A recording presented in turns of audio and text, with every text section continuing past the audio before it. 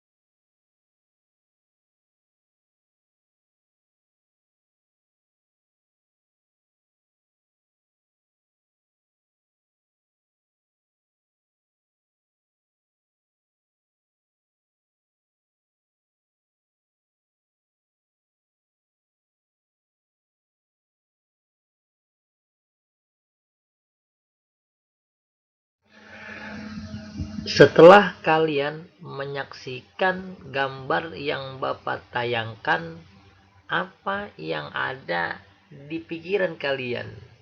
Bapak berharap kalian memikirkan tentang sholat Jumat. Apa itu sholat Jumat?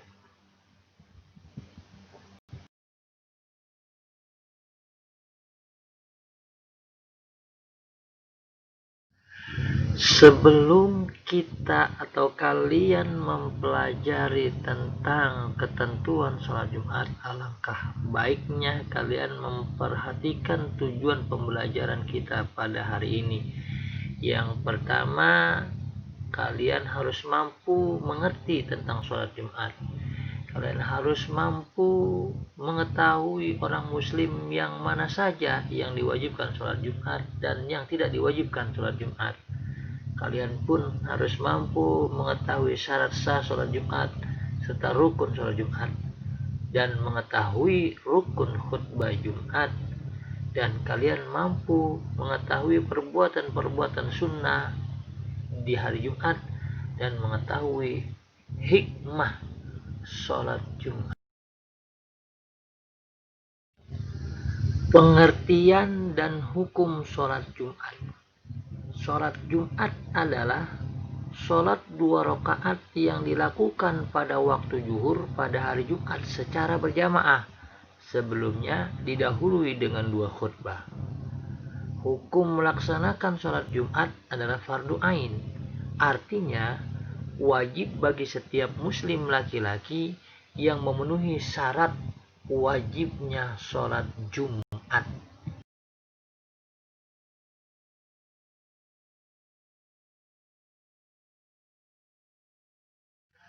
Dalil tentang sholat Jumat terdapat di dalam surat Al-Jumu'ah ayat 9. Bismillahirrahmanirrahim. Ya ayyuhalladzina amanu idza nudiya lis-salati min yaumil jumu'ah fas'au ila dzikrillahi wa dzarul bai' dzalikum khairul lakum in kuntum ta'lamun. Artinya, hai orang-orang yang beriman, apabila disuruh untuk menunaikan sholat Jumat, maka bersegeralah kamu kepada mengingat Allah, dan tinggalkanlah jual beli. Yang demikian itu lebih baik bagimu jika kamu mengetahui. Siapa sajakah yang diwajibkan untuk sholat Jumat? Yang pertama adalah orang muslim. Yang kedua harus berakal. Selanjutnya harus balik. Dan yang keempat laki-laki. Selanjutnya adalah orang yang mukim, selalu sehat, dan yang terakhir merdeka. Dan yang tidak wajib sholat Jumat diantaranya adalah orang sakit, lalu musafir, anak-anak, dan wanita. Materi selanjutnya adalah siswa harus mengetahui syarat sah sholat Jumat. Di antaranya dilaksanakan dalam pemukiman. Yang kedua, dilaksanakan di waktu zuhur. Minimal jamaahnya harus 40 orang. Tidak didahului Jumat yang lain di lokasi yang sama. Yang terakhir, harus diawali dengan 2 khutbah.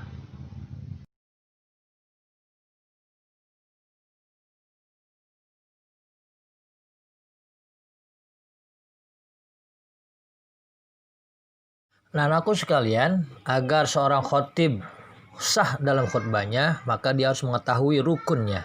Yang pertama, harus membaca hamdalah, baik khutbah 1 maupun di khutbah 2. Yang kedua, harus membaca syahadat dan selawat kepada Nabi Muhammad SAW, khutbah 1 maupun khutbah 2. Harus berwasiat takwa kepada orang muslim. Ini ada di khutbah yang pertama. Yang selanjutnya adalah harus membaca sebagian Quran. Ini ada di khutbah yang kedua. Dan yang terakhir, harus berdoa untuk orang mukminin. Dan ini adanya di khutbah yang kedua. Sunnah yang harus dilakukan di hari Jumat. Yang pertama, mandi. Yang kedua, berhias dengan memakai pakaian yang baik. Disunahkan berwarna putih. Yang ketiga, memakai wangi-wangian. Yang keempat, memotong kuku, kumis, dan menyisir rambut dengan rapi. Yang selanjutnya, segera pergi ke masjid. Dan membaca Al-Quran, berzikir sebelum khutbah dimulai. Memenuhi shaf barisan paling depan. Yang terakhir, harus melaksanakan sholat tahiyat masjid. Sikap dalam melaksanakan sholat Jumat. Yang pertama, sikap saat khutbah sedang berlangsung. Harus duduk dengan tenang dan memperhatikan khutbah dengan baik. Yang selanjutnya adalah sikap saat sholat Jumat sedang berlangsung. Yang pertama, harus meluruskan dan merapatkan shaf. Yang kedua, sholatnya harus dengan khusyuk. Yang ketiga, gerakannya jangan mendahului imam.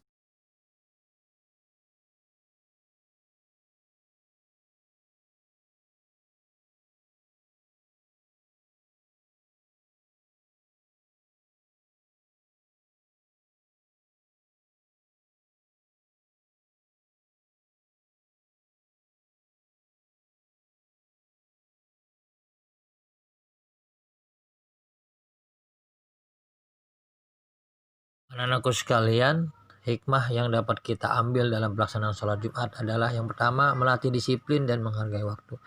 Yang kedua, mendidik patuh dan taat kepada Allah. Yang ketiga, menambah wawasan dan meningkatkan pengetahuan. Selanjutnya, meningkatkan kerukunan dan persatuan di kalangan umat Islam.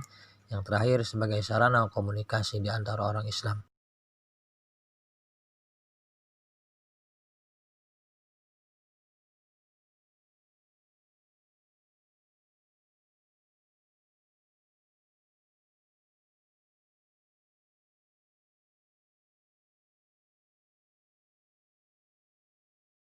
Setelah kalian mempelajari tentang materi sholat Jumat, Bapak ingin mengevaluasi nih, kira-kira kalian dapat menangkap nggak materi yang Bapak berikan. Yang pertama, apa yang dimaksud dengan sholat Jumat? Yang kedua, sebutkan syarat sah sholat Jumat. Yang ketiga, sebutkan rukun 2 khutbah. Yang keempat, apa saja hal-hal yang kamu ketahui yang dapat menggugurkan kewajiban sholat Jumat. Yang kelima, bagaimana menurut pendapatmu orang yang tidak mengerjakan sholat Jumat?